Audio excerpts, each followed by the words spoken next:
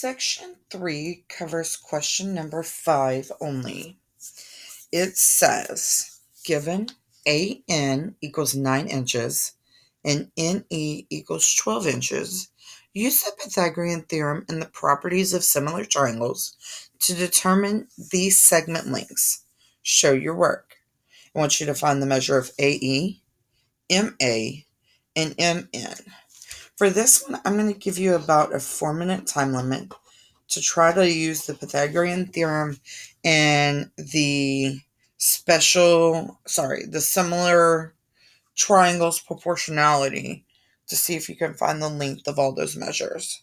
Go ahead and pause your video now.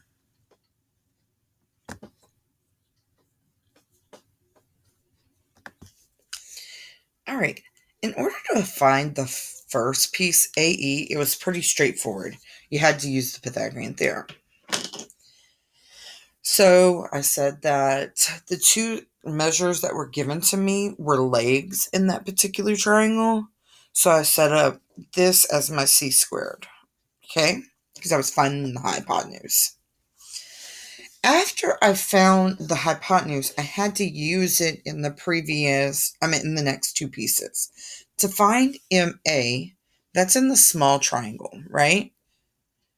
And it's the hypotenuse in that small triangle. So I set that up over the hypotenuse in the medium-sized triangle, okay? And then I said, well, I just kind of threw a ratio out, because remember, these are proportional. So I said AN, that's the length from the double congruency to the 90-degree angle. So I went double congruent to 90 degree, so 9 over 12. So whenever I did the cross multiplication and then divided, I got MA to equal 11.25. So this hypotenuse equals 11.25. Next, after I did that, I wanted to find MN. So I wanted to find the shortest of the three sides. So I did 6.75.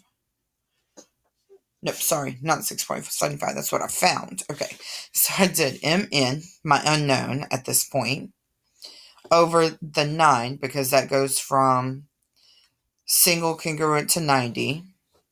Okay, and I set that over the double congruency to 90 angle in both triangles. Did some cross multiplication and then divided. Got 6.75. I could have found this another way. I could have said, well, I know the hypotenuse now. So I could have said 9 squared plus MN squared equals 11.25 squared, because that's my hypotenuse. And let's just do some math real quick. I've got 81 here, MN squared here. 11.25 squared is, that's a big number, 126.5625. We would subtract by 81. That gives me 45.5625. I take the square root of that answer, and it does indeed give me 6.75. So there are a couple of ways we could have gone about getting MN after we at least found enough pieces. On to your next set of questions.